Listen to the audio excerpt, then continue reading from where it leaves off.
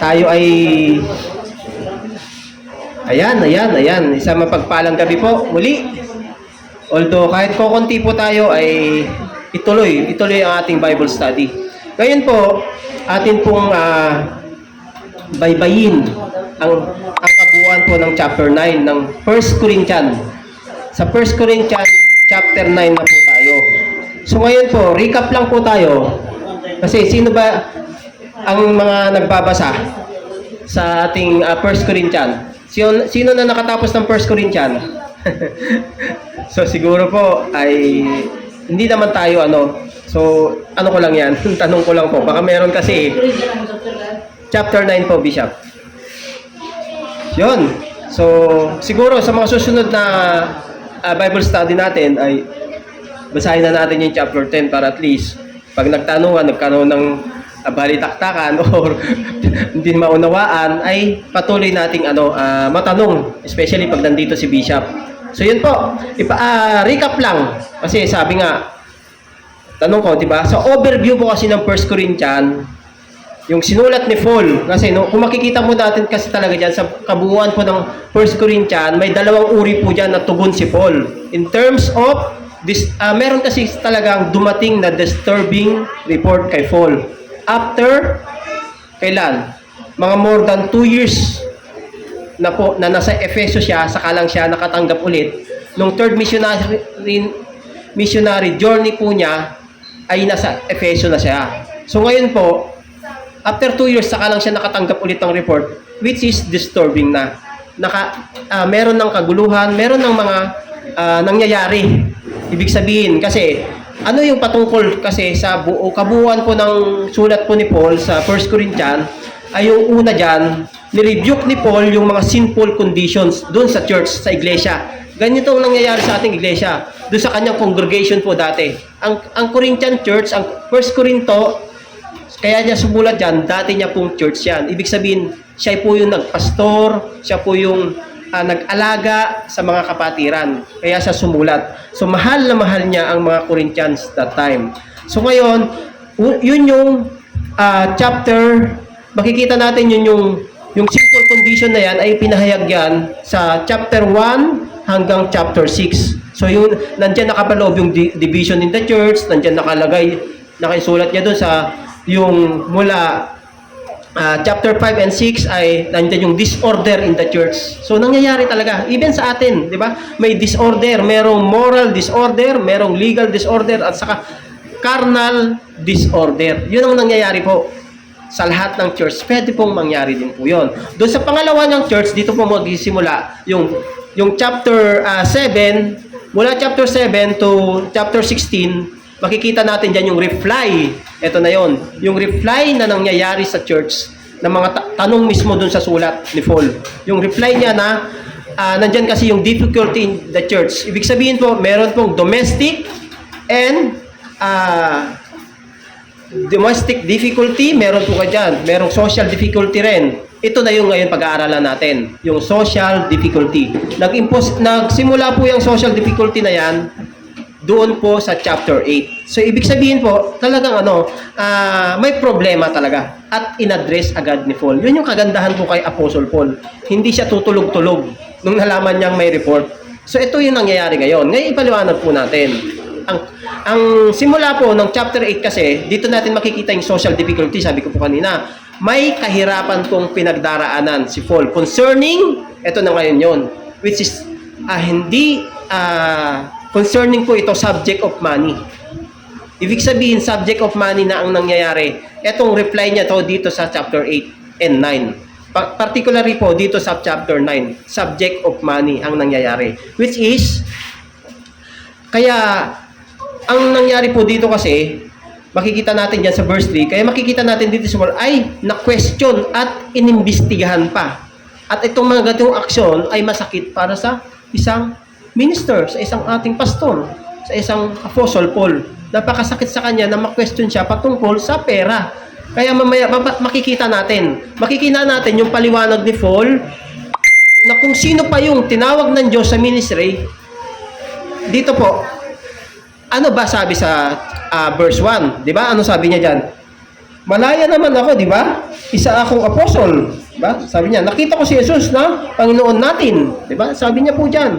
Ngayon, bakit niya nasabi niya na malaya siya? Bakit? Anong pa-question yan eh. Ang ibig niya pong sabihin diyan, na kung sino pa yung tinawag ng Diyos dito, kaya nga sinasabi niya, malaya ako. Ano ang ibig sabihin niyan? Gusto niya kasi kung sino pa yung tinawag doon sa ministry at kaya niyang i-prove. Ito kasi kaya ni Paul na i-prove na siya ay pastor po talaga. Siya ay minister. Siya ay faithful sa kanyang ministry. Nasabi po, dapat completely financially supported. Which is hindi nangyari kay Paul. Ito na ngayon yun. Ito po talaga ay patungkol sa ating mga pastor. Itong tulad ni Paul na isang pastor, isang apostle, kasi po ang isang minister po kasi hindi kasi lahat tinatawag eh. Laging sinasabi to ni Bishop. Hindi sabi ng pastor ka minsan, ay masakit po kasi yun eh. Sabihin mong tinawag ka na talaga, meron po kasing nagki-quit eh. Nakikita naman natin. O, di ba? Meron din po daw, hindi rin po lahat daw na nag-claim na meron siyang gift sa ministry, ay meron din bang truly gift by God. May ganun din pong sinulat. Ito mga, yung nakapaloob lang po dito sa chapter, sa verse 1 yan. At hindi rin po lahat na nag-request for financial support ay dapat tumanggap din daw po ng financial report. Pero ngayon, sabi niya, pero kung ang isang tinawag ay klaro sa kanya, ito ngayon ito yung mga sa apostle. At siya ay tinawag na may gift to be a servant of God. Ibig sabihin, hindi lang po pastor ang ating servant. Tayo rin po, nakakapag-minister din tayo eh. Pero ang pinaka-ultimate po nitong ina-address ni Paul ay yung katayuan niya at kalagayan niya. We as church ay merong responsibility to fully and abundantly support the minister. Ibig sabihin, yung minister po na yan ay ang ating pastor dito po sa church. Dapat natin sila suportahan. Responsibilidad daw natin na sila ay fully, abundantly support the pastors. Sabi kaya nga, may question dyan. Who is a minister that should be supported? Sino ba dapat ang mga sinusupport? Sino ba ang karapat-dapat na suportahan ng kongregasyon? Di ba po? Makikita natin dito ngayon. Kaya sabi nga ni Paul, hindi ba ako malaya? Mayroon pong ebidensya na pinakita dito si Paul. Malaya. Di ba sabi niya, hindi ba ako malaya? At dito makikita natin na sinasabi ni Paul na mayroong tatlong ebidensya dito makikita natin. Yung freedom at gift at yung fruit. Ano yung freedom na yan? Di ba sabi niya, hindi ba ako malaya? Yan yung tanong dyan. Dito po, yung hugot kasi ni Paul na sinasabi lang po niya na doon na yung word po na free or freedom ay nagpapahiwatig na kasi that time, kaya nga may sulat na ganito na disturbing, nagpapahiwatig yung some members of the church that time ay gustong pigilin si Paul. Gusto siyang pigilin doon sa ministry niya. Gusto siyang gawing parang hard lang, parang servant, parang slave or servant. Ganun ang nangyayari sa ibang church, bayaran. Yun sinasabi ni church. Gusto siyang gawing ganun. Kaya nasabi ni Paul na, hindi ba ako malaya? Yun yung hugot po niya dyan. Remember, as church po, we don't own a minister like Paul, pero God does. Diyos po ang may-ari sa ating mga apostol, ating mga pastor. Sila po ang naglagay.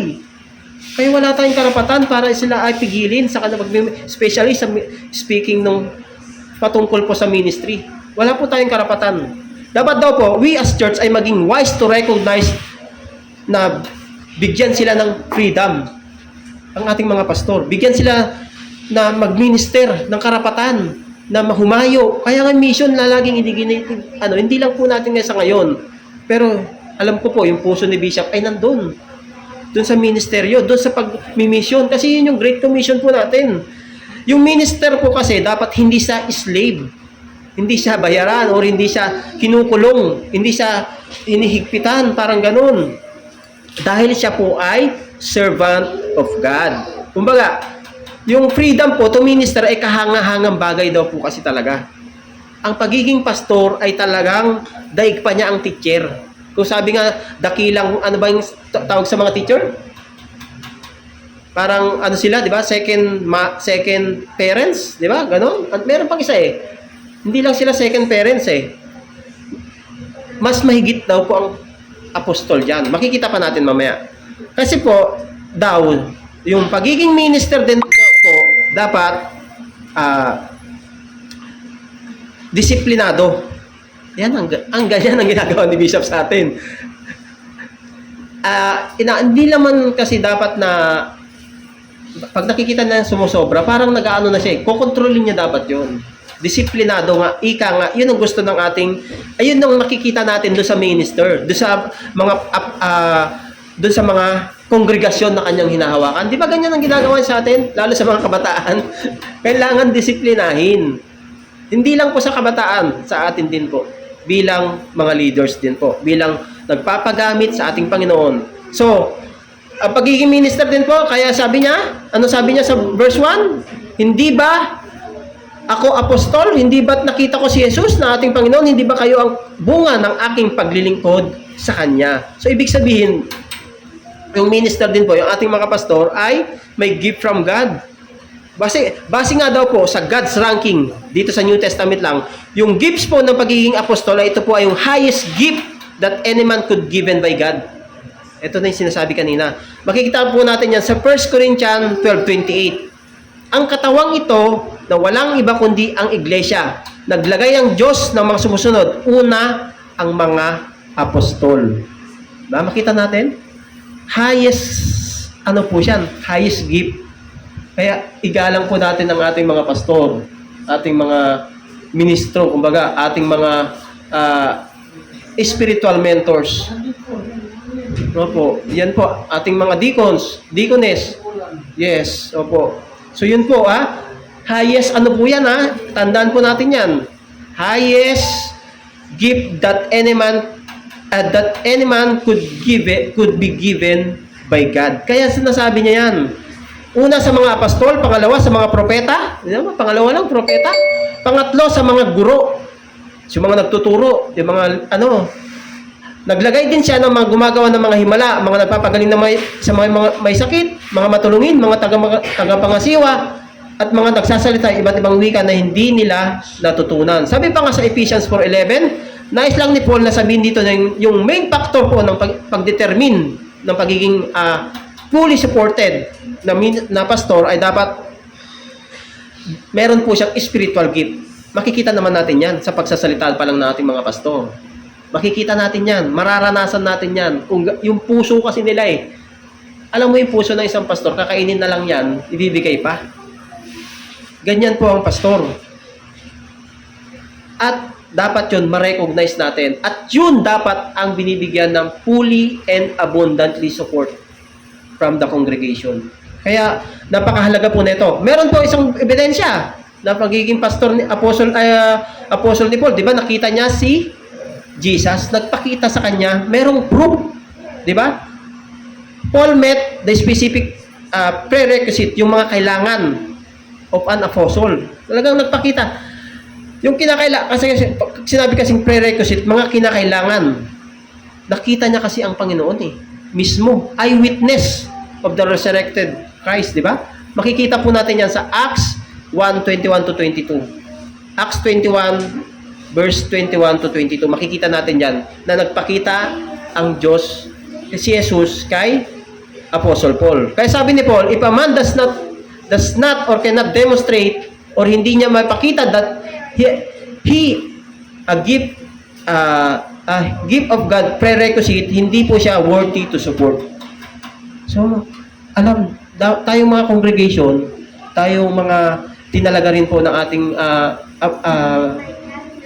head po ng ating iglesia, makikita natin yan kung worthy pa talaga na bigyan ng fully support ang ating pastor. Nakakaya kasi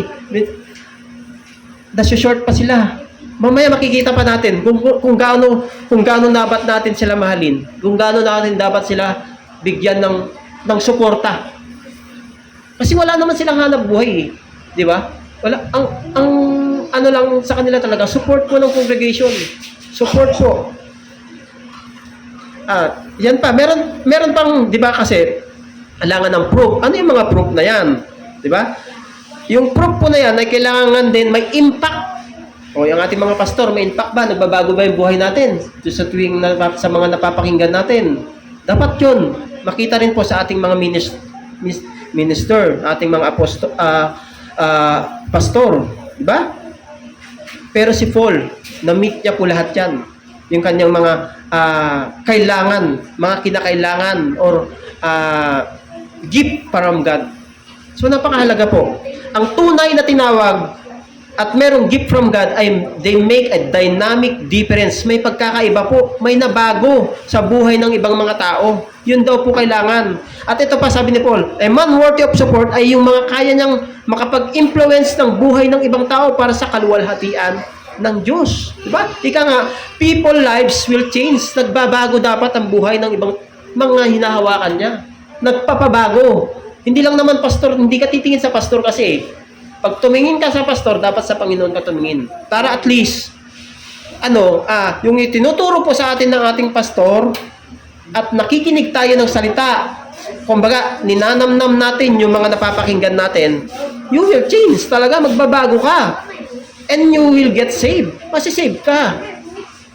Talaga, hindi po tayo, mahina po tayo spiritually. Pero si Paul dito, ipinakita niya yung impact niya sa buhay. Makikita pa natin, ang ganda kasi nito talaga. Sa totoo lang, ang ganda na itong turo ng chapter 9. Dapat, yung iba din daw po, nagkakaroon po ng serious walk with God. Nagkakaroon na ba tayo ng ganon? Kabataan? Nagkakaroon ba tayo ng ganon? Sumusunod ba tayo sa mga magulang natin? Nako, ayan sinasabi ko sa inyo ha. Magkaroon po kayo ng serious walk with God. Hindi po basta-basta ito. At higit sa lahat, people will deeply fall in love with God. Na in love ba tayo sa Panginoon? Amen. Yun. Kagaya ng sharing ni Sister Emma kanina. Ginagawa mo yan dahil mahal mo ang Panginoon. Yung mga bagay na nakapagbabago sa atin. Alam mo, overflow na lang yan eh. Sumunod ka lang muna. God will do the rest. Mag-o-overflow na lang yan eh. Overflowing na lang yan. Dadaloy na lang sa buhay natin yan. Sa totoo lang. Unahin mo lang ang Diyos. Higit sa lahat. Now, sa verse 4, tingnan nyo. Now, dako po tayo kung paano dapat suportahan ang ating mga pastor. Ito na. Question. How should a minister be supported? Dapat daw po, a gifted man of God should be supported to meet his need financially. Nahihiya po ako dito. Sa totoo lang. Nami-meet ba natin? Diba? Dapat, kaya nga po, yung ating mga pastor, dapat yung identified, ito kasi kanina, nung sinabi natin sa verse 1, dapat identified. Dapat, yun ang pukusan natin. Katulad po ng ating mahal na bishop. Pukusan natin yun. Kasi, meron po silang karapatan to eat and drink. Paano ngayon yan? Hindi natin nasusuportahan ng gusto.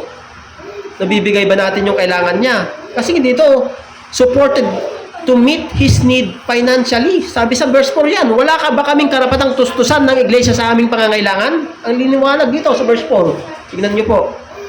Diba?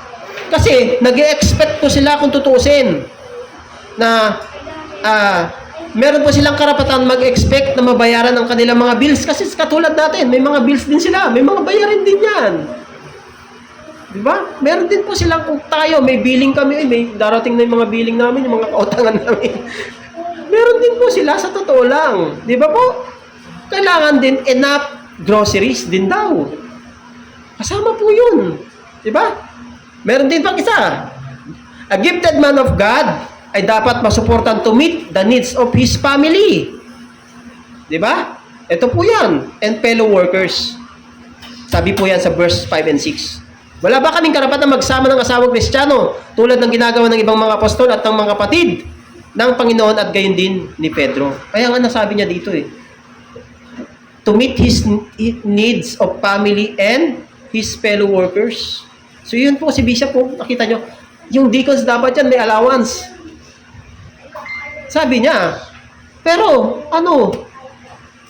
so, po, Although, hindi naman natin tayo fully sinisita, pero ang Diyos po ang maglalagay sa atin nito sa isipan natin. Sooner or later ay talagang magawa natin.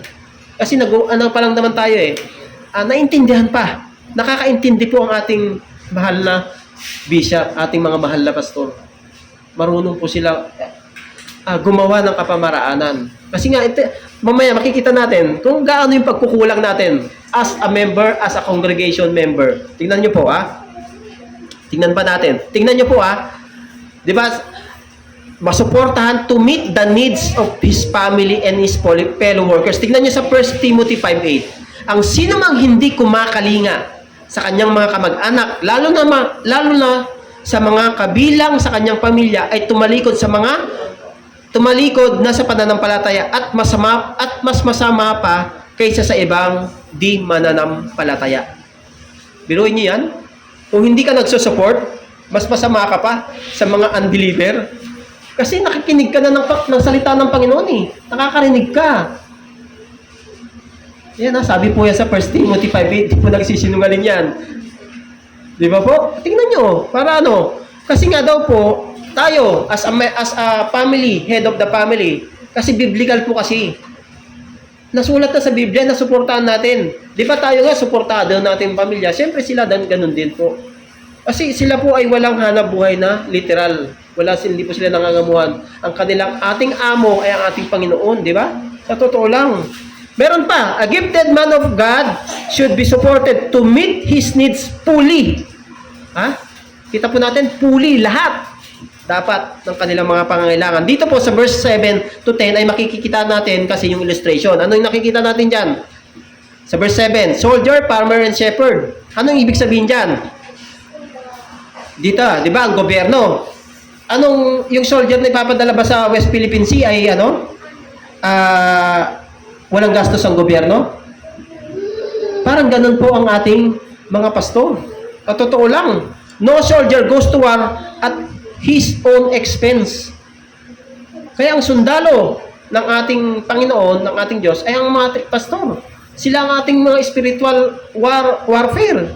Di ba po?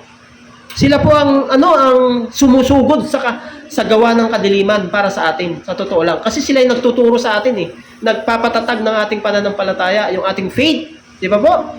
And we as church po, dapat ganun din po ang gawin natin, na parang gobyerno tayo, na susuportahan natin yung ating mga pastors, ministers. Di ba po? Paano may papanalo ng pastor kung walang support? Ba, magugutom sila Diba? Wala pong sasabak sa giyera na sundalo unless nasa likod ng gobyerno. Parang ganun tayo. Ganun ang nangyari. Kuha po ba natin? Diba? Sundalo sila. Ang ating mga pastor tayo, sundalo rin tayo sa ibang kapamaraanan. Pero ang ating mga pastor ay sundalo po ng Diyos. Sila po ay nakikipaglaban sa giyera in dark world. We as church have a mandate to do this also to our pastors. Meron pa daw. Diba? Yung farmer, ano ba sabi niyan? A gifted man of God should be supported to meet his need firstly. Kung yung farmers, di ba ganito? Yung farmers, ano ng farmers, di ba? Tukoy niya. Una sa lahat, what he keep for himself. Parang ganyan din daw po. Para sa pagtanim, ganun din po sa shepherd. Tukoy din po niya kung gaano lamang ang kanyang kakailanganin. Kung ilan lang ang kanyang pagbibili at kung ilan lang din ang kanyang ibibigay. Yun po ang pinaka dyan sa verse 7 to 10. At kung inyo pong titignan, yung isang remarkable illustration sa buhay po ni Elijah. Ano po to sinasabi sa Elijah? Sino pong nakabasa sa Elijah? Yung widow of Sarephat. Makikita po yan sa 1 Kings 17, 8 to 24. Anong sabi dyan? Anong sabi ng kwento ng Elijah? Diba? Ang kwento po dyan, nung widow and son. Diba po? Literal po na akmang. Mauubos na yung kanilang kakainin. Kung baka huling kakainin na lang nila. Huling isusubo na lang nila. At sila ay mamamatay na. Ganun tayo Kaya ba nating ibigay yon? Yung kahuli-huli nating kakainin, ibibigay mo sa ating mga pastor? Kaya po ba natin yon? Pero sabi, ano sabi ni Elijah? Ano sabi ni Elijah? Ang sabi ni Elijah, serve me first. Serve me first. Unahin mo ako at tunghayan mo ang gagawin ng Diyos na pagpalain ka. Makikita natin yan sa 1 Kings 17:13-15. Unahin natin. Serve. Serve our pastors. Sana maintindihan natin ito. Kasi talagang lingkod po sila ng ating Diyos eh. Unahin natin sila. Bigyan sila ng sapat na pangangailangan. Kasi, tingnan mo, tunghayan mo ang gagawin ng Diyos na pagpalain ka. Ang pagpapala naman kasi yan, hindi lang pera eh. Physically, mentally, emotionally, socially, spiritually. Di ba po? Yun yung mga pagpapala natin na hindi natin minsan, doon lang tayo nakapokus sa financially. Kala lang natin yun. Di ba po? Kaya mabe-bless tayo. A widow po ay na-bless in so many ways. Ganun ba ang gusto natin? Gusto lang natin ma-bless tayo in so many ways pero hindi tayo nag-serve first sa ating mga pastors. Napakasarap po. Tignan nyo. Tignan po natin. Kasi ako hindi ako excuse dito. Ako na unang tinamaan dito eh. Nais lang po ni Paul na ipakita na ang ating mga mahal na pastor ay sundalo na handa sa spiritual war. Gaya din mo ng farmers na responsable to cultivate o linangin yung mga God's people. At kagaya din po ng shepherd dahil tayo ay inaalagaan na parang tupa. Yun yung kahalagaan ng soldier, farmers, and shepherd. Inaalagaan tayo ng ating mga pastor kung alam lang natin. Dumudulog sa yan, lumuluhog sa panalangin, isa-isa tayo yan. Para lang maligtas tayo sa araw-araw. Malaki yan po ang responsibilidad. Makikita nyo, ha? Makikita nyo po kung gaano, kaya natin fully supported dapat sila kasi malaki ang responsibilidad ng mga pastor sa atin. As members, as congregations, malaki din po. Makita din natin. Hindi lang po kasi pero dito pinapakita ni Paul, itinuturo sa atin na dapat a gifted man of God should be supported to meet his need fairly. Dito sa verse 11, makikita natin yung reasoning po ni Paul. A gifted ministry dapat po has impacted our spiritual na buhay. Dapat talaga, may pagbabago, nagkakaroon ng impact. Diba? Kaya ang sagot ni Paul, the minister who is influencing the spiritual ay dapat umadi din ng material na pakinabang. Dapat bigyan natin sila. Kahit kakainin na lang natin, i-share din natin. Pangalawang dahilan din po ni Paul, look verse 12. Ano sabi diyan? Paul never demanded anything. Eto naman, grabe si Paul. Kung ang iba'y may ganitong karapatan, lalo na kami. Di ba? Ano sabi niya? Makita nyo, verse 12, basahin po ninyo. Tingnan nyo lang din, habang nakikinig kayo sa akin. Pangalawang dahilan ni Paul, ngunit hindi namin ginamit ang karapatang ito, tiniis namin ang lahat upang hindi kami maging hadlang sa mga gandang balita tungkol kay Kristo. Kita nyo po yan? Paul never demanded anything. Hindi po siya nag-demand. Ang ating bishop, nag-demand ba sa atin? Uy, bigyan mo naman ako ng ganito. Hindi mo marinig sa kanya yun. Di ba po? Ating mga pastor, iiyak na lang yan. Mag-ano na lang yan, luhuluha na lang yan. Ganito si Paul. At ganito rin yung ating mga pastor sa totoo lang. Kaya maraming nagkikwit eh. Di ba po? Sana wag tayong humantong sa mga ganun, nagkikwit. Di ba po? Kasi hindi natin naalagaan ng gusto ang ating mga pastor. May ano po tayo, may responsibilidad tayo. Why should a minister or a pastor be supported? Sa 13 and 14, tignan niyo po. Because of God. Dahil sa Panginoon. Kung atin pong itong susurin sa law, sa Old Testament law, sa Deuteronomy 25:4, ang sabi niya, huwag ninyong bubusalan ang bibig ng baka habang ito'y gumigik. Ibig sabihin po nito, tinuturo po nito, yung ox or baka, dapat huwag po nating tatakpan ng bibig. Ang ating mga pastor. Dapat po ang ox ay could eat whatever he wanted. Diba? Dapat nakakain ng ating mga pastor, ating mga si Paul hindi niya kasi hindi niya talaga dapat daw po makakain kung saan niya gustuhin at kung kailan niya gustuhin. Diba po? Ganun daw. Nakaka-guilty po. manatiling malakas at to continue to minister, to continue to go on anywhere like ang ating mga pastor. Kahit sino man po sa atin na hindi po di ba tayo, kung hindi po tayo pinakain ng tama, mapapagod talaga eh. May maraming napapagod, gumigive up. Di ba po? At hindi magagawa ng tama ang pagiging pastor sa atin pag hindi natin sila fully supported. Dapat, ano pa, meron pang isang dahilan yan. Because of God, because of sacred service. Sagrado po ang ginagawa ng ating mga pastor. Diba? In comparison po, yung sa law, ito naman ng sacred service po, under the law sa Old Testament. Diba sa Leviticus kasi that time, yung handog po na susunugin, di ba? Gayon din, sabi sa Leviticus 8 to 10, ang balat ng handog na susunugin ay ibibigay rin sa paring gumanap sa paghahandog. Gayon din ang mga handog na pagkaing butil na niluto sa pugon, sa ihawan o pinito sa kawali. Ngunit ang natirang handog na harina, maging ito may halong langis o wala, ay paghatian ng mga paring mula sa angkan ni Aaron. Pero sa Corinthian Church, itong nangyari kasi. Sa Corinthian Church, yung hidden temple, ang tinatawag na si hidden temple dati.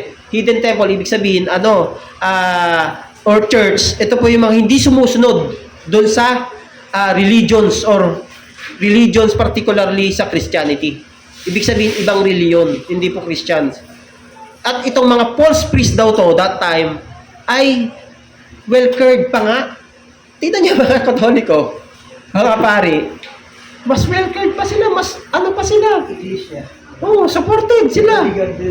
Opo. Ganun. Ang nangyayari pa rin. Dito sa Corinthian na to ang tagal na neto. Pero ngayon, yun pa rin yung kultura pa rin eh. Ang nangyari. Pero sabi nga dito, but in the church, a true sacred priest, ibig sabihin, yung ating mga pastor na totoong nagtuturo, ay hindi po like Paul, ay hindi na-treat ng maayos. Nakakalungkot, di ba po? Ayang, yung iba. Pero tingnan natin kung paano natin ito masishare sa exhortation para mas maintindihan. Ngayon, sabi nga dyan ang bahagi ng mga pare daw, that time, kasi talagang yung mga bahagi daw po ng pare, ito itinuturing ninyong ganap na sagrado.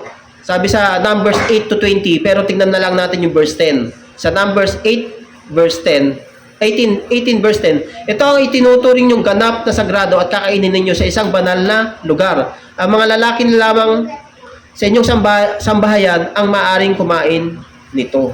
So po. Tingnan pa natin. Because of Lord's command daw sa verse 14. Ano sabi diyan sa verse 14? Sa ganyang ding paraan, pinag-utos ng Panginoon na ang mga nangangaral ng magandang balita ay dapat matustusan ang ikabubuhay sa pamamagitan ng magandang balita. Sa verse 14 po na ito, yung word na command, ano yung ibig sabihin diyan? Yung word na command. Ipinag-utos po ito verse 14. Direct order po ito. Direct order, ibig sabihin, maging ang ating Panginoong Hesus ay binigyan ng direct order, di ba po? Ang nag-command, nag-order, kung ibig sabihin yung direct order, yung command yan, na kung sino man ang magpahayag ng gospel ay dapat po ang paraan ng pamuhay, live in the gospel. Kasi command talaga, to the Lord. Because of the Lord's command. Kay Paul, that time, kaya nasabi to sa verse 14 na ito, command to ni Jesus kay Paul na to preach the gospel. Pero sabi nga, but some of the religions and churches, pinagyayabang pa nila na sila ay bayarang minister. So nakakahiya, di ba? Ganito tayo. So wag naman sana tayong makakita ng ganito. And ang ultimate po na ibig sabihin po dito ni Paul, dapat daw po ay merong willingness to obey God financially. Kaya ba natin yon? Kasi talagang ito ang pinaglalabanan natin And it comes or galing po sa puso at ayon or right with spirituality. Ibig sabihin, yung willingness natin to help our pastors, our ministers, Pero kasi ang nangyari sa Corinthian that time, merong problema. Sila po ay carnal. Kasi nga iba-iba yung tao. Ganun ba tayo? Hindi naman po, di ba? Kaya, praise God. Purihin ng Diyos sa ating church. Sana, mas lalo pa tayong magpagamit. Yun naman ang kailangan kasi dito. Sa verse 15, tignan natin. 15 to 18 na tayo. Makikita po natin kung paano po matutukoy ang great test sa atin. Ito na ngayon. Ano sabi dyan? Yung great test sa atin. Ano yung tinetest dyan? Sa verse 15. Ngunit hindi ko ginamit ang alinman sa mga karapatang ito at hindi ko kayo sinulatan ngayon upang hingan ng tulong. Mas ibigin ko pang mamatay kaysa mawala sa akin ang bagay na may pagmamalaki ko. Ano ibig sabihin ni Paul dito? Napakatindi nito. Death and life na to. Di ba po? Kasi one of the great tests sa atin patungkol sa love natin for God ay the test of money. Di ba? Natetest tayo dito. One of the great tests. Di ba nga? Ibenta mo lahat yan. Sabi ni Jesus sa isang di ba? At sumunod ka sa akin. Ginawa ba niya? Yan yung mga test sa atin. Kaya po ba natin yun? Kung humantong man tayo dyan, gera na Nako. Kaya tingnan po natin kung paano tayo magamit ng ating Panginoon. Alam naman natin, nakaraniwan o marami sa atin, sometimes, di ba? People worship money. Ba? Nawawala tayo sa focus. Nawawala na tayo. Mas inuuna natin yung mga ibang bagay. Kasi gusto natin puro money, money, money. Diba? So, ang hirap, di ba? Pack of life of money, syempre, di ba? Pinaghirapan natin yan. We need to earn it. We need to provide our family. Syempre, of course. We need to give it naman.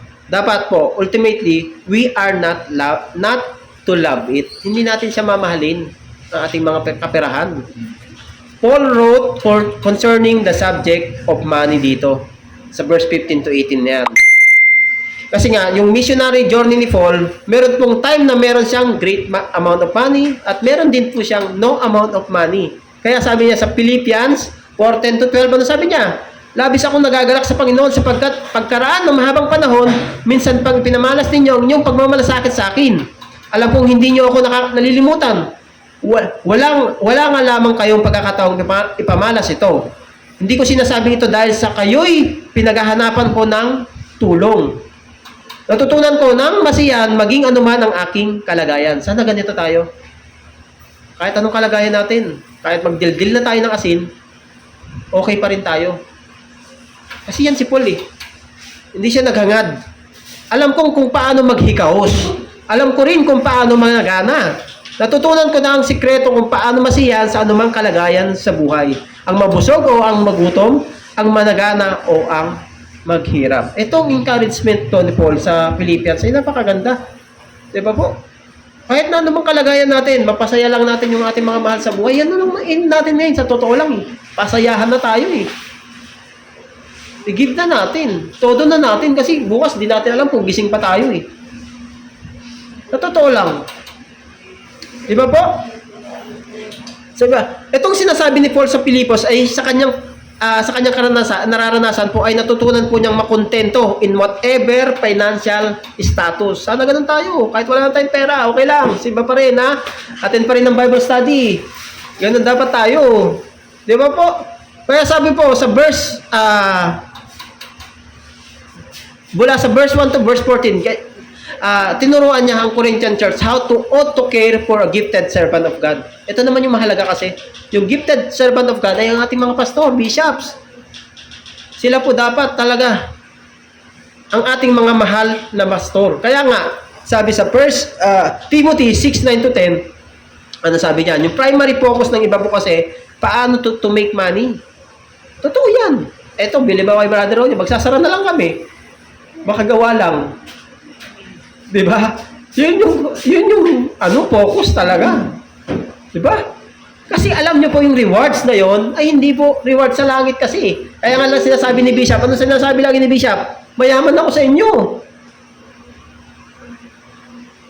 Mayaman ako sa inyo. Alam nyo ba yon? Marami akong pera. Pero yun, yung kayamanan sa langit ang tinutukoy ng ating mahal na bishop. At totoo lang. Kala nyo wala akong pera? Pero yun, nag-i-invest sa atin ang ating mga mahal na pastor. Pero yung rewards na yon ay nasa langit. Eternal po yung inaasam ni Paul dito. Di ba po? At binalaan niya rin ang may mga kaya or mayayaman na dapat use their money for God at hindi lamang sa sarili. Di ba po? Yung anak mo, ano sa inyo? Ito pa. Huwag ka ganyan, ano ba yung masali ka pa, ha? Kapatid mo sa akin. Ulit-ulit mo, gusto mo? Ha? Kino mo ba siya? At ito pa ang masakit daw. Hindi ko natatauhan, ha? Yan. So, sa verse, ano daw po? Yung verse 18, ano sabi po sa verse 18? Ano ngayon ang aking kabayaran? Tingnan nyo, ano sabi ni Paul? Ang may pangaral ko ng walang bayad ang magandang balita. Di ba? Grabe ito. Ano ang aking kabayaran? Ang may pangaral ko ang walang bayad ang magandang balita. Hindi siya nagangad. Di ba? Ganun tayo eh. Share the gospel. Especially sa ating mga loved ones. Hindi ko paggamit ng karapatang naukol sa akin bilang taga-pangaral. Grabe. Nakakahanga talaga itong ginawa, ang sacrifice ni Paul. Inaano ko talaga ito. Death and life, nagtatalo na. Pero hindi niya ginamit yung advancement niya talaga. At ito pa ang masakit that time of Paul, ay iniwanan siya ng iba sa kanyang ministry. Di ba po? Iniwanan siya ng iba sa kanya. Iniwanan siya mismo. Kasi katulad ni Demas, makikita niyo po yan. Yung nang iwan sa kanya, that time si Demas. Makikita niyo yan sa 2 Timothy 4:10.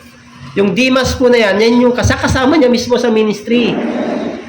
Kasama niya sa paggawa. Pero anong ginawa? Mas minahal ni Demas yung money. Di ba po? Kaya, ang ultimate po na proposition, yung tanong ni Paul, it's either love God or you love money. Ganun po ba tayo? Anong mamahalin natin? Money o God?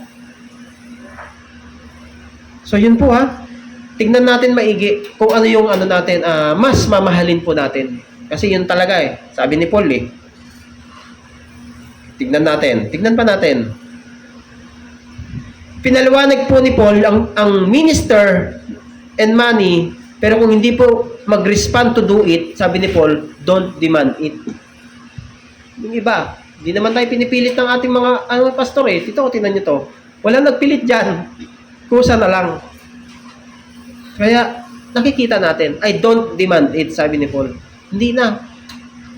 Kailangan mag-response ka na lang. Yun po ang nakikita natin sa ating iglesia ngayon. Kaya papurihin ng Panginoon. Kung ating pang bubusisiin ang mga talata, yung gifted minister, pastors, who willingly continue to minister o magturo patungkol kay Jesus at hindi nag-demand ng financial nakabayaran, ito po ay abundantly rewarded. Nakita niyo po yun? Abundantly rewarded sa kanyang gawa. Kaya nga sabi ni Bishop, mayaman po ako. Kala nyo, yun po yun. Sabi niya, mayaman po ako. Mayaman tayo. Kasi nagtatrabaho tayo para sa Panginoon. Wala tayong ibang pagtatrabuhan. Ilagak mo na lang sa Panginoon yung aming mga gagawin. Even pag tae mo, Lord, tatae ako. Di ba? Alam nyo ba yung pagsusumbong na ganon sa Diyos? Yung makikipag-usap po na ganon, na simple lang kala ninyo, hindi nakikinig ang Diyos? Surrender po natin yan. In small details. Kala nyo, small lang yon. Tapos kausap nyo ang Panginoon, iba pong impact nun sa buhay po natin. So, dapat talaga, hindi tayo mag-demand. Katulad po ni Paul, huwag tayo mag-demand. Kusa nang magre-response sa mga, sa kanya, ang mga tinawag po talaga ng Panginoon. So, si Paul po dito, hindi nag-demand sa Corinthians to meet any of financial responsibilities. Paul also not exercise yung karapatan na ito. Hindi rin siya gumamit ng force to respond in giving. Ganun ba ang ating mga pastor? Di ba hindi naman? Uy, maglagay kayo sa box. Wala ka pang tithes. Hindi ka pa nag-tithes. Naninita ba ang ating mga pastors? Hindi naman eh. Kusa po natin ibibigay kasi alam natin tungkulin natin po yun. Diba po? Paul did not write. Hindi niya ginawang sulatan na ganito. Nagigipit na ako. Kailangan ko po ng inyong tulong. Ginawa ba ng ating mga pastor yon? Wala. Diba? Napaka po, kung ating pong sisirihin pa, yung sabi namin ni Paul, gagaman, meron siyang rights to demand money, hindi niya po ito isinulat sa Corinthian Church na bigyan siya ng money, bagkus mas pinili niya pong bigyan din ng kanyang dalawang rason. Paano niya? Ay, yung dalawang rason natin ito, to depend yung kanyang ministry. Mas idedepende niya yung ministry. Kahit na mapahamak siya, ganyan sinasabi ni Bishop. Eh ano ngayon? Sira naman na ako dati, ano pang masisira sa akin? Ang importante, mahayag yung truth, yung gospel truth of God. Yun yung mas mahalaga na ginigit nito ni Paul. Para madepend niya yung kanyang sarili at yung ministry. To teach God's truth nga, ibig sabihin. Yung God's truth na yan, makikita natin yan sa verse 9 to 10 and 13 and 14. Makikita po natin yan doon. Dito po, kaya ginawa ni Paul to the Corinthian Church ay kailangan po talagang sabihin ni Paul at malaman ng Corinthian Church ang God's truth patungkol sa ministry of at money. Kasi po, we as church ay accountable po to obey the law of God and command of Jesus Christ. Command po ito. Ha? Accountable po tayo. We as church, tandaan po natin. Bawat isa po sa atin. Accountable po tayo to obey the law of God and the command of Jesus Christ. Ang minister job po ni Paul dito ay kailangan po niyang i-present kung ano yung God's truth. Ganyan ang ginagawa ng ating mga pastor. Kung ano yung totoo, kung ano sinasabi ng Biblia, yun po dapat ang manaig. Kaya tayo nananatili Kasi based sila, gospel-based, gospel-centered ang ating iglesia. Wala po silang pinaghuhugutan na salita, kundi ang Biblia. Kasi nababasa naman natin Usang magre-rema sa atin yan kung nagbabasa po tayo. Kung nananatili, kumakapit tayo sa salitang nababasa natin araw-araw, sa napapakinggan natin. Di ba po? Sabi sa James, sabi ni James sa 3:1, James 3:1, mga kapatid, huwag maghangad ng maging guro ang marami sa inyo. Dahil alam ninyo na tayong mga nagtuturo ay hatulan ng mas maigpit kaysa sa iba. Ito yung tinutukoy ko kanina. Na, alam nyo ang ating mga pastor, pag hindi nila tinuro ang God's truth, mas mananagot sila sa ating Panginoon. Kaya napakadelikado rin po ang kanilang trabaho. Delikado po. Danger yan kapag hindi nila sinasabi ang God's truth. Kaya, sabi ni Paul, kasi ang alam ni Paul, kung hindi sasabihin ng God's truth, mas hatulan po siya ng mas matindi. Kaya nakakatakot. Kaya, wag po tayo maghangad ng basta-basta. Akala natin, yung mga nagtuturo po, nagsishare, naku, mas malaki ang pananagutan sa Diyos kung hindi nila sasabihin yung totoo na mula sa Biblia. Amen po? Why Paul did not demand? Bakit hindi nag-demand kaya si Paul? Ito ang sagot yan. Dahil gusto ni Paul na may integrity sa kanyang ministeryo. May integridad. Kapani-paniwala. Ibig sabihin, alam kasi ni Paul, di ba alam naman po natin na dito sa chapter na matindi po ang kanyang mga critics dito Hindi po basta-basta. Inaatake po siya patungkol sa pera. Kaya tingnan niyo ang ginawa ng bishop natin. Kanino pinahawak ang pera? Hindi po siya ang nagawak. Doon sa pinagkakatiwalaan niya. Doon sa alam niyang mas ma-handle yung pera. Kasi sisilipan talaga siya Saan napupunta yung pera ng church? Hindi po maiwasan na isipin ng membro yan. Kaya maganda yung na-practice ni Bishop sa napatutunan niya sa Korea. Dito sa pag-aaral. Totoo naman. Andito pala Di ba po? Iba yung critics. Alam na ni Bishop dati pa. Yung kanyang ginagawa, sinusunod sa Biblia. Naka-pattern po. So ganun po ang ating iglesia ngayon. Nakikita naman natin. Kasi sabi sa 2 Corinthians 11, 8 to 15, sabi kasi dyan, ibang iglesia daw pa ang tumustos sa aking pangangailangan. Hindi pa sa Corinthian Church. Kaya mayaman ng Corinthian take note Napakayaman po ng Corinthian Church kasi yung mga nandyan, mga kasi business center. Di nagdadausan pa ng Olympic. Nandiyan naman din malaking barko. Yes, dumadaan po doon lahat.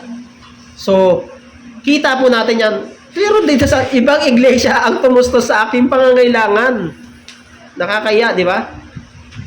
So, parang ninakawan ko sila makapaglingkod lamang sa inyo.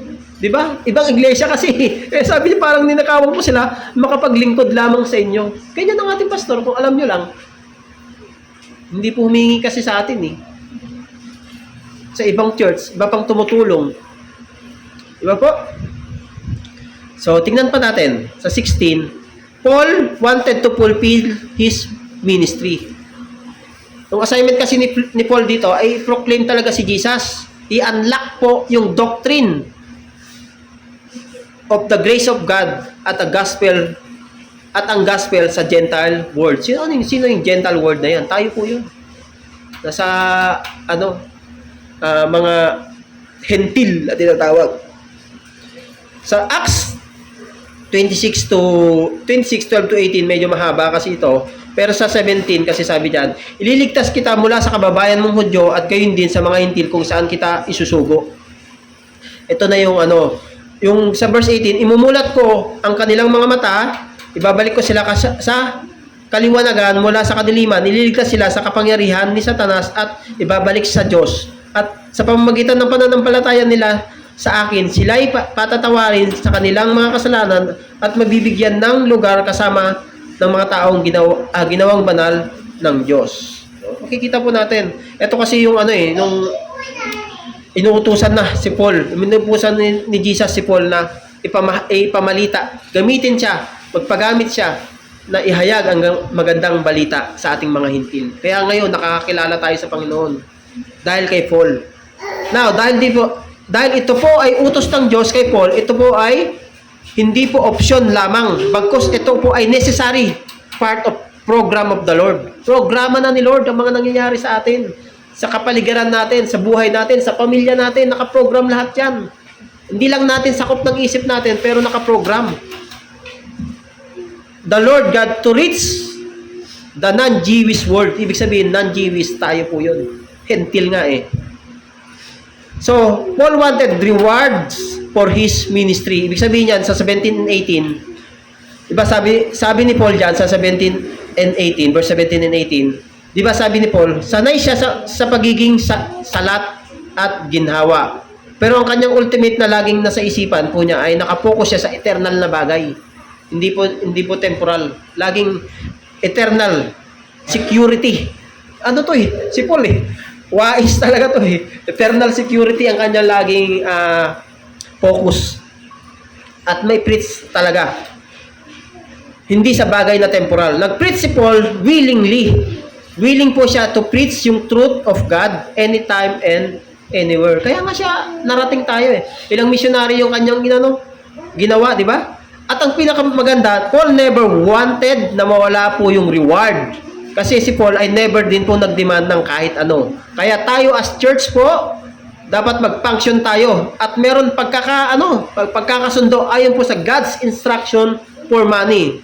At of course po, talaga, kung ganyan ang ating nagkakasundo-sundo po tayo, malulugod po si Lord sa ating mga ginagawa. Kaya si Paul, tuloy ang ministry sa kanya, at ito kanyang iniingatan. Tayo po ba? Kumusta po? Kumusta po tayo? Ano po ang ating pananaw, lalo kung naunawaan na natin ito ngayon? Saan na tayo? Siguro, ganito. Kailangan mag-improve. Yun dapat ang ating positive na response. We need to improve. Ano po ang dream natin para sa iglesia? Di ba? Ganda. Ganito yun. At sino ang ating pagsisilbihan? Money or God? Ngayon, God po tayo. Kay Lord tayo. Wala na tayo ibang pagsisilbihan. So ngayon, sa verse 19, bibilisan ko na. Di ba? Alam naman natin, di ba? Sa lahat ng nagcha-champion sa any sports, di ba? Merong discipline. Ito na ngayon. Napakaganda ng sulat ni Paul dito sa chapter 9 talaga. Siya? Organized na may kasabihan po tayo na sa lahat ng gusto mag-champion, ay kailangan yung tayo as church ay very disciplined. Itinuturo din po ni Paul. For sure po, sa lahat ng nagcha-champion, di ba, sa laro, kahit sa laro, field ng laro, ay siya po ay matindi ang focus. Tayo dapat ganun. Para ito ay mapatotohanan natin when it comes sa pagiging atleta, academics at sa business. Makikita natin yan. May mga umuunlad sa pagsali sa sports, sa academics, nagiging nakikilala, at sa business, siyempre, lumayabong talaga. Lalabas at lalabas. Diba? But especially din po yung patungkol sa ating spiritual life. Hindi po dapat mawala yan. Yan ang pinaka-importante na goal ni Paul. At siyempre din po, individually, kung gusto ko rin po natin mag-champion spiritual, dapat din po natin maging controlled tayo. Amen po ba? Maging consistent tayo. Amen po ba? Consistent ba tayo? O lulubog lilitaw? At very focused. Kita naman natin yung mga buhay ng mga kapatid na ginagamit dito. Focus. Focus sa goal. Kailangan matapos yan. Di ba po? Kita natin. Nakita natin yun.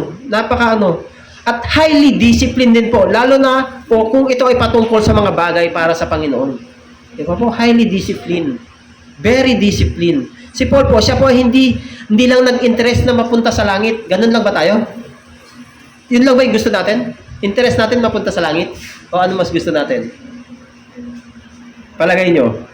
Si Paul yan na hindi lang po siya nag-interest na papunta sa langit. Bagkos ang gusto niya to enter heaven. At kalakip ng mga rewards na kanyang ginawa. Pinagpaguran, kumbaga. Kasi, yung reward niya talaga hindi natin to, sana makita natin si Paul talaga. Makausap ko siya doon sa langit, di ba? Ang sarap siguro kakwentuhan nito ni Paul. So, tingnan natin. Si Paul po ay hindi lang po interested na mabuhay lang bilang isang Christian. Ganun ba tayo? Kontento na ba tayo? Oy, Kristiyano naman ako. Okay naman ako eh. Dapat po hindi daw ganun. Gusto po niya matapos ang kanyang buhay at maging winner. Ganun po tayo. Like athlete. Nagpapakahirap ka, focus ka, very disciplined ka. Pero kailangan po natin maging winner. Diba? Ganun din po dapat ang hangad natin. Ang isang mananampalataya na ayaw niyang mawala ang mga rewards ay in eternity ay isang mananampalataya na extremely disciplined. Remember po extremely, very disciplined po talaga ang kanyang buhay dito sa mundo. Hindi po basta-basta. Ay, bahala na bukas. Hindi ganun. Hindi pwede. Dapat plano. No, ma? Sasabi, anina ko niyan nakaplano ka ba?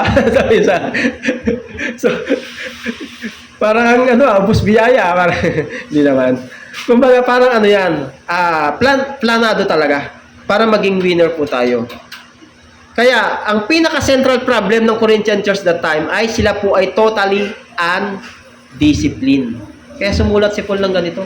Napaka-undisciplined ng Corinthian Church. Sila po ay very magulo. Very magulo at matitigas ang ulo.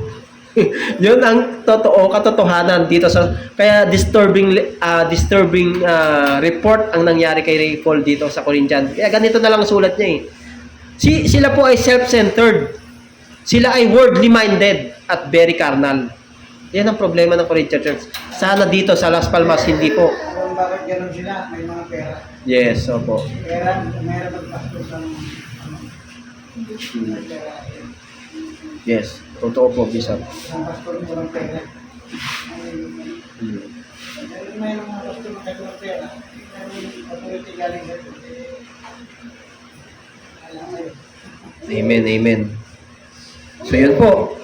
So, hindi po dapat maging self-centered at hindi worldly-minded at hindi rin po dapat carnal.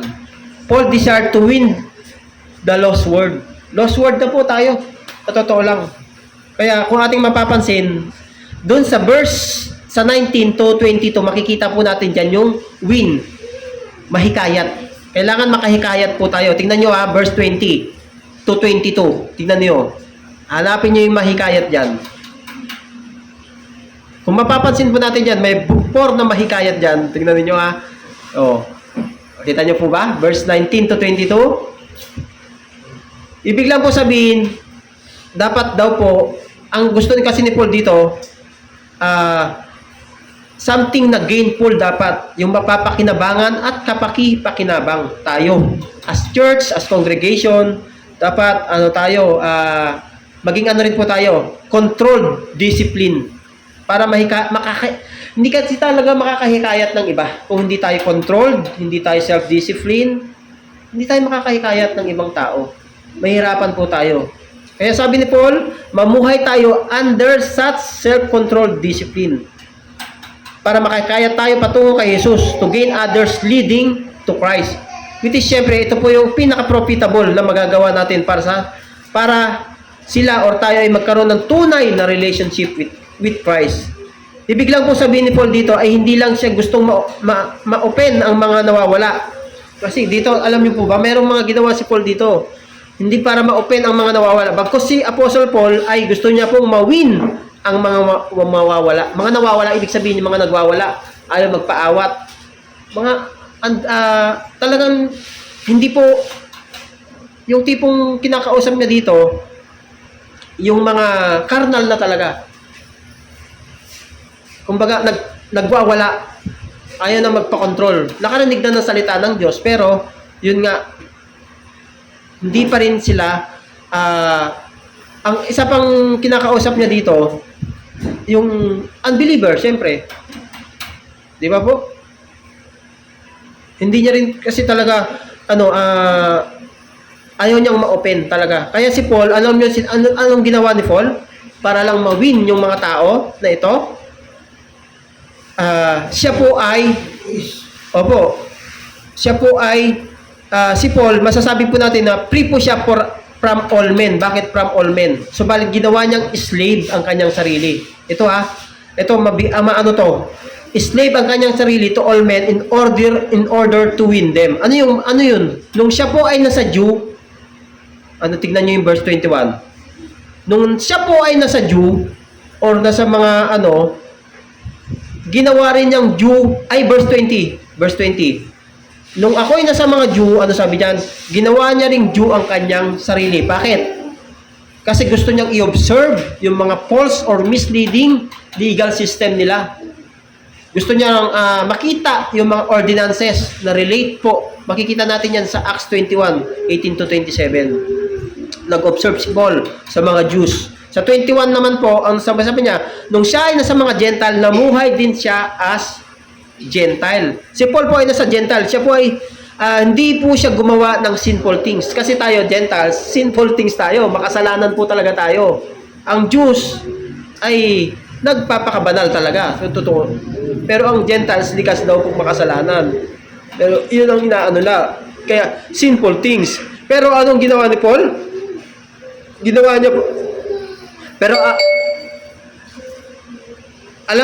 Pero kung alam niya pong hindi makakapagdulot ng sinful things, kaya siya nakijoin sa mga Gentiles, gumagawa po si Paul sa paraan na to fit in sinful people in order to win them. Ibig sabihin, igagaya niya rin siyang sarili niya sa mga sinful men, pero hindi siya gagawa ng kasalanan. Na akmang makakagawa rin siya ng kasalanan. Kumbaga nakibagay siya, pero hindi to the point na magkakasala na rin siya. Ganun si Paul makibagay sa tao. Para lang ma-win mo. Tulad natin, parang kaibigan lang yan eh. Papakabait ka talaga. Magpapakita ka ng magandang asal. Or hindi mo siya papatulan. Parang ganun. Para ma-win natin yung tao. Tapos, nung siya ay nasa mga mahihina, Paul became like a weak then. Sa verse 22. Sa piling ng mga mahina, ako'y naging parang mahina rin upang mahikayat ko sila. Ako'y nakibagay sa lahat ng tao upang sa lahat ng paraan ay makapagligtas ako ng kahit ilan man lamang. So, ganun yung desire ni Paul. Grabe. Talaga. Wala siyang sinisino. Para lang mawin yung ibang tao. Sa verse 22 na ito, sabi po, weak Christians are weak who are Christian who lack of knowledge. Ibig sabihin yan, yung mga mahihina dito, yung lack of knowledge. Medyo kulang sa kaalaman. Sabi sa 1 Corinthians 8-9, 8-7-9, ano sabi dyan? Yung pinag-aralan natin nung nakaraan, sabi dyan, subalit hindi lahat ng nakakalam nito, may mga taong nasanay na sa pagsamba sa mga Diyosan. Ibig sabihin dito, lack of knowledge.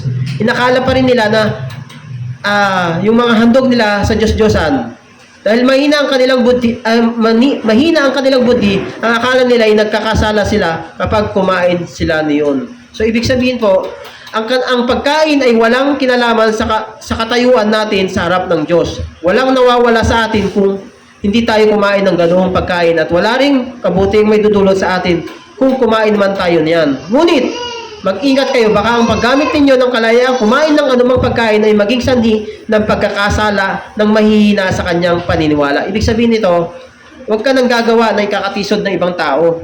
Kumbaga, alam mong ano, ay umiwas ka, huwag mong gawin din. Baka mamaya matisod yung tao, so ipatulan mo lang.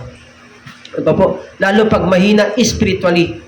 Sa madaling salita po, ginagawa nila ang mga bagay at ang pag-iisip ay hindi po biblically based or accurate. Yun yung ano dito, yung mga tinutukoy na mahihina. Hindi po sila aware. Sa verse 23, Paul desired to participate with God's gospel. So ibig sabihin tayo as word partaker, makibahagi is one of the refers to joint participation natin sa ating Panginoon. Kumbaga, meron pong malaking pagnanais na dapat ang bawat isa po sa atin ay to help and participate. Ganun po ba tayo? Nagpa-participate ba tayo? We as church po, possible po na ma-present natin ang God's truth sa iba. Subalit, pwede pong mawala lahat ng mga rewards to those undisciplined. Take note po dito. Yung mga rewards na ating inaasahan minsan, hindi po natin yan makukuha pagka undisciplined pa rin tayo. Pag ang buhay natin or yung attitudes or action ay hindi tama, ito po ay pwedeng mawala ang rewards natin. Kahit na nagwi-witness po tayo or nagsisharing God's truth. Pero kung hindi natin yung attitudes and action natin, yung ikakatisod ng iba, actions and attitudes, kakatisod natin. Halimbawa, ay nagmumura pa rin siya. Parang gano'n. So, parang matitisod yung ibang tao. Christian pa naman yan. Di ba? Pumapatol pa dyan. Di ba? So, mahirap po yun. Attitudes and actions. Dapat, habang nagwi-witness tayo, dapat be careful sa ating attitudes and actions to share God's truth. Ang isang mananampalataya na nag-share ng word, pero not living in the word, definitely, wala po talagang reward. Di ba? Nakita niyo po yan?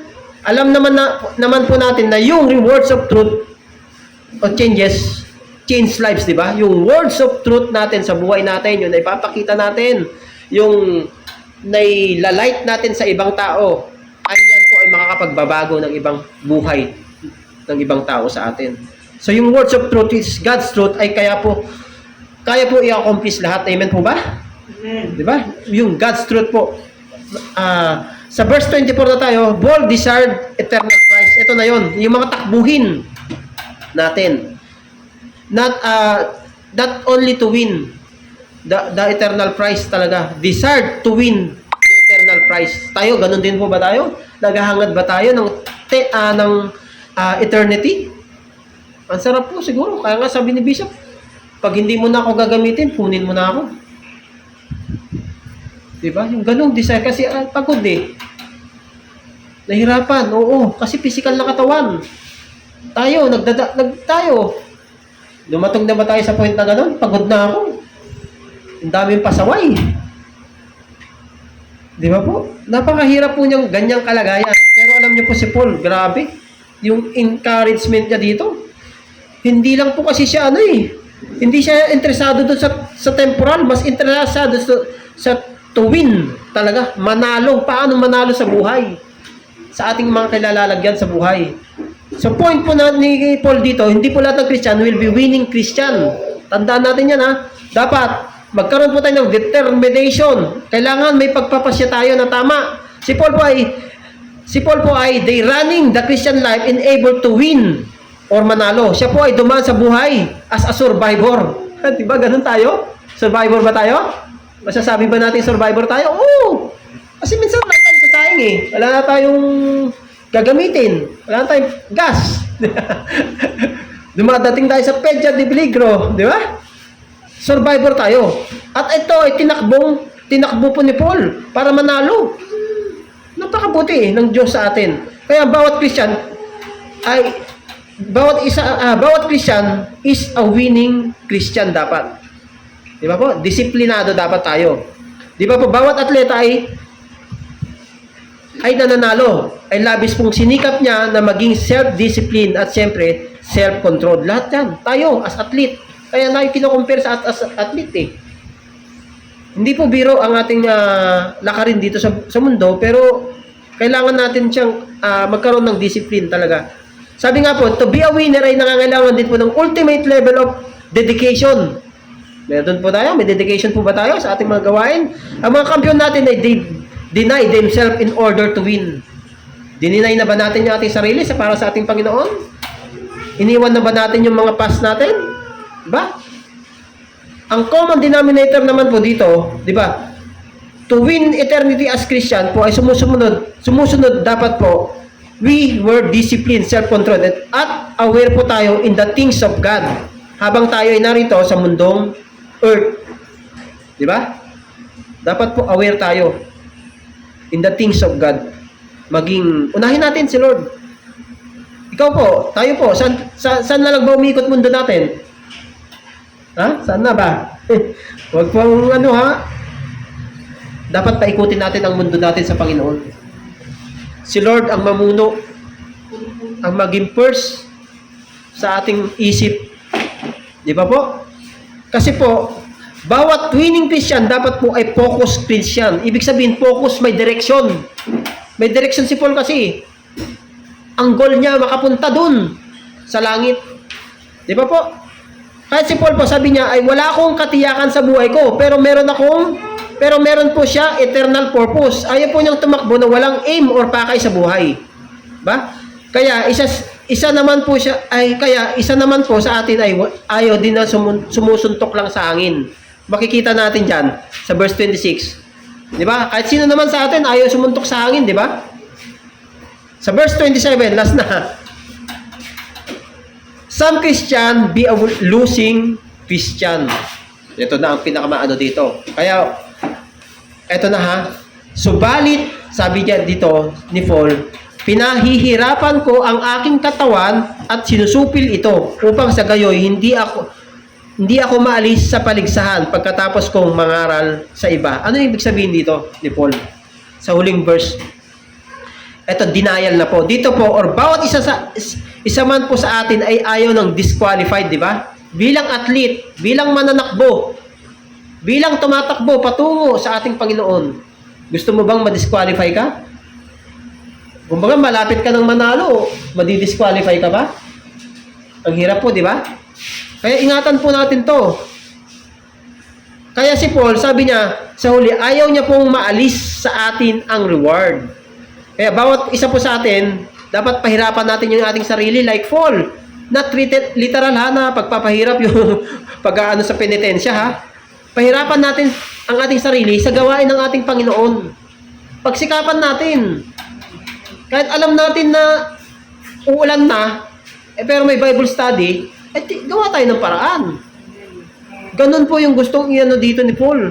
Magkaroon tayo ng pagsisikap na na pahalagahan. Especially ang gawain ng ating Panginoon. Makatulong ba tayo? Kumbaga, basta ang challenge mo sa atin dito, work smart para sa gawain natin for the Lord. Amen? Kasi sa bandang huli naman po, si Lord Jesus Christ pa rin ang magbibigay sa atin ng yung putong na ating pinaghirapan. Diba? Ano ba yung putong na ating pinaghirapan? Corona! Welcome! Well done, my good and faithful servant. Ang sasabihin ng ating Panginoon sa atin. Eternal reward be our goal dapat. Kaya sama-sama at sabay-sabay po natin ipanalo ang ating mga takbuhin sa buhay kasama si Kristo. So yun po, sa Diyos po ang papuri. Maganda po. Maraming salamat ka. Ibigay sa mga na. So, bago natin i-close, ibigyan mo kayo ng makatotohanan at